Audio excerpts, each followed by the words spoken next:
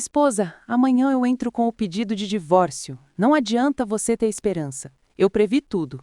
O apartamento está reescrito no nome da mamãe, o carro no da minha irmã, a casa de campo no do meu pai. Então, a partir de amanhã, você é uma sem-teto. O marido queria me passar a perna, mas eu senti isso de longe. Saudações, queridos ouvintes! Toda a família é um pequeno teatro, com seus próprios papéis, máscaras e dramas. Hoje, ergueremos o pano. Talvez ele só esteja cansado do trabalho, disse a amiga, com um olhar triste que não convenceu Nina. Ela balançou a cabeça. A teoria da amiga até parecia plausível, mas Tânia não considerou alguns detalhes que a derrubavam completamente.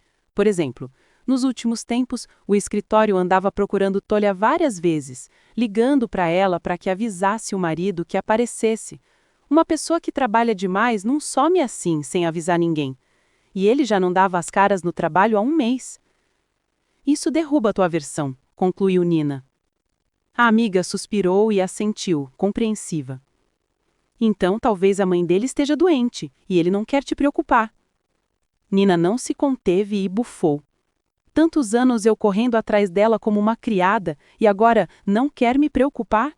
Não me faça rir. Acredita, se a minha sogra ficasse doente, eu seria a primeira a saber. O Tolha me levaria pessoalmente até lá e me deixaria sentada ao lado da cama. Não, Nina sabia que era outra coisa, e tinha certeza de que a verdade não lhe agradaria. Que a amiga inventasse as versões que quisesse. Nina sabia, Tolha estava se divertindo por aí. Não tinha provas, infelizmente, mas o instinto... o instinto... gritava que aquilo tinha cheiro de querosene. O sono começou a se destruir, ela ficou inquieta, estremecia com qualquer ruído, e o marido passou a irritá-la tanto que ela mal conseguia ficar ao lado dele. E claro, ele nem suspeitava disso. Comportava-se como sempre. Ou melhor, achava que estava agindo como sempre. Mas ela odiava até as menores mudanças no comportamento e no caráter dele. Reparou que ele passou a oferecer a bochecha em vez dos lábios para beijá-la, que suas perguntas mais inocentes começaram a irritá-lo, que vivia chegando atrasado e quando voltava para casa já vinha cheio, como se tivesse jantado em algum lugar. E aquela família dele? Antes viviam sorrindo de maneira açucarada para ela, fingindo um amor universal, falso, claro. Agora se comportavam ainda pior. A sogra aparecera há pouco tempo e Nina mal conseguiu se segurar para não colocá-la para fora. A mulher andava pelo apartamento como se fosse a dona, movia objetos, metia o nariz em tudo e ainda dizia: "Pode alguém deixar a casa assim? Se eu fosse a dona aqui, estaria tudo em ordem impecável, seria um doce este apartamento.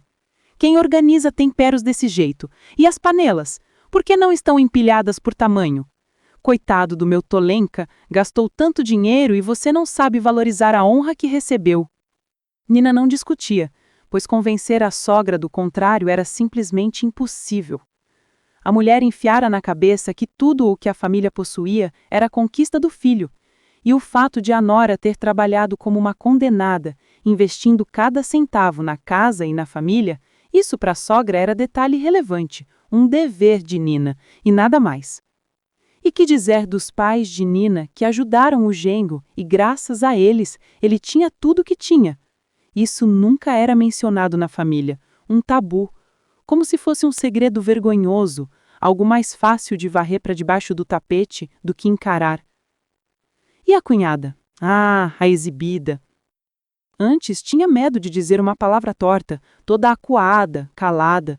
Agora parecia outra pessoa, respondona, sarcástica, falava em enigmas e insinuações, sempre olhando para Nina, como se esperasse que ela decifrasse o enigma a qualquer momento. O único que quase não mudara era o sogro. Sempre foram um solitário, um eremita, e continuava assim. Antes já era pouco sociável e preferia a solidão à companhia. Agora até tinha deixado a cidade. Para onde? Nina não sabia. O marido disse apenas que o pai resolvera descansar da agitação, das brigas familiares e se refugiar em algum lugar de depre. A cidade o cansara, então decidiu descansar de tudo isso. Ele volta, não vai a lugar nenhum, dizia a Tolha. Mas de alguma razão, Nina mal conseguia acreditar na veracidade dessas palavras. Tudo o que havia acontecido nos últimos meses em suas vidas gritava, avisava, alertava que algo ruim estava prestes a acontecer. Nina decidiu pedir conselho à amiga, a única em quem confiava. Mas infelizmente, a amiga não sugeriu nada de realmente útil. Então Nina resolveu agir antes. Não sabendo o que esperar, era como apontar o dedo para o céu. Mas ela imaginou alguns cenários prováveis e começou a investigar nessa direção. Alguns telefonemas, algumas perguntas, ler a correspondência do marido. Ela não se envergonhava disso. Estava pronta para qualquer verdade. Mas ela não chegou a descobrir tudo. O marido a surpreendeu antes. Ele chegou em casa estranhamente animado e, da porta, anunciou: "Então, Nina, é isso. Amanhã eu entro com o pedido de divórcio. Não cansou de fingir. E também cansei de olhar para tua cara. Então vai se preparando, esposa." Falava com uma entonação de palhaço de circo. Só que o único que achou graça foi ele. Nina respirou fundo, manteve a seriedade e assentiu. "É seu direito, mas nesse caso arrume suas coisas e saia. Não quero mais te ver." Ele riu na cara dela, inclinando-se tanto que a salpicou com pequenas gotas de saliva. "Não, minha queridinha Ninushka, quem vai embora é você, não eu. Eu previ tudo. O apartamento está no nome da mamãe, o carro no da minha irmã, a casa de campo no do meu pai. Então, Ninka, a partir de amanhã, você é uma mendiga." O quebra-cabeça se encaixou. Nina entendeu tudo naquele momento, mas não sentiu medo como Tolik esperava. Pelo contrário, fez um sinal mental de cruz, percebendo que havia agido corretamente. Naquele mesmo dia, ela arrumou suas coisas e realmente deixou o apartamento sob as risadas triunfantes do marido. Mas ele se enganou feio ao pensar que havia vencido.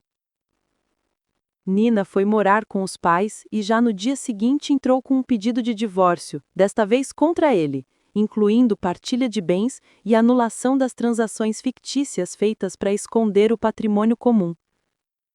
Foi assim. Ela se preparou muito bem. Tinha em mãos cópias de todos os documentos, extratos, recibos, tudo que comprovava que o patrimônio era deles e não apenas dele. Ela havia contratado um advogado antes de tudo. Foi ele quem a orientou e agora assumiria totalmente o caso. Toli, por sua vez, não sabia de nada e comemorava a sua vitória. Quando recebeu a intimação, nem entendeu que vinha da esposa. Achou que era apenas sobre o processo de divórcio que ele mesmo havia solicitado. Mas no tribunal, quando o advogado de Nina o destruiu completamente, aí sim, ele perdeu o sorriso. Ele jamais imaginou que a esposa fosse capaz daquilo. Achou que tinha se protegido, mas na verdade, apenas agravou sua culpa. O tribunal analisou tudo minuciosamente. Revisou documentos, conferiu, comparou, enviou solicitações para os órgãos competentes. Toliá tentou de tudo, mas nada o ajudou. As transações de transferência de bens foram declaradas inválidas. O tribunal determinou que ele devia dividir com a esposa tudo o que possuíam: o negócio, o dinheiro, o apartamento, a casa de campo e até o carro. Afinal, Nina havia investido na família tanto quanto ele, nunca ficou um dia sequer sem trabalhar e constava em quase todas as compras importantes. Os pais e a amiga de Nina a apoiaram firmemente nessa batalha. Já Toli recebeu não apoio, mas uma enxurrada de acusações. Todos diziam que era culpa dele. A mãe ficou furiosa por perder o apartamento. Aparentemente, ela não pretendia devolvê-lo ao filho mais tarde. Tinha seus próprios planos para o imóvel, que agora foram por água abaixo. A irmã? Essa nem falava mais com ele. O carro, que tiveram de vender, ela já havia prometido ao amante, como presente, se ele se casasse com ela. Quando nada deu certo, o amante a abandonou. O pai? Esse não teve pena nenhuma do filho. Apenas disse: "Eu te falei que essa história era furada." E ainda lamentou: Uma pena que nem a casa de campo conseguimos manter. Coloquei tanto trabalho nas mudas, na terra, na reforma. Tenta falar com ela, talvez aceite algum acordo. Nina concordou apenas porque o sogro pediu pessoalmente e ainda deu o dinheiro do próprio bolso. Por isso, a casa de campo foi o único bem que acabou ficando com o marido. O divórcio saiu, a partilha foi concluída, tudo se resolveu ao longo de alguns meses, e só então Nina conseguiu finalmente relaxar. Sentir de fato que estava livre. A intuição que vinha gritando dentro dela nos últimos meses, impedindo-a de viver em paz, finalmente se calou. Mas Toli não. De repente, Toli decidiu que o que havia feito não era um crime tão grave assim, e resolveu consertar tudo. 6 meses após o divórcio, Toli encontrou o endereço da ex-esposa, apareceu na porta dela com flores e champanhe e com um sorriso desarmante anunciou: "Proponho esquecer esse incidente desagradável e tentar de novo. Percebi que nunca vou encontrar uma mulher melhor do que você. Rompi todas as minhas aventuras e estou pronto para ser um marido exemplar." Nina simplesmente fechou a porta dele na cara e chamou a segurança do prédio. Nem se deu ao trabalho de explicar qualquer coisa ao ex-marido. Não fazia sentido se ele realmente não entendia o que tinha feito. E mesmo que ele rastejasse até ela de joelhos, a sua decisão seria a mesma. Voltar para um relacionamento onde foi usada, humilhada e nunca amada? Jamais! Eu já tinha provado o sabor da vida livre e gostara. Por isso, a proposta de Toli não foi nem considerada. Nina a apagou da memória como um sonho ruim ao amanhecer. Respondam nos comentários o que tocou vocês nessa história. Cada curtida é uma pequena festa para nós. A inscrição é uma ponte para novas descobertas sobre a família. Abrace alguém sem motivo, isso cura a alma.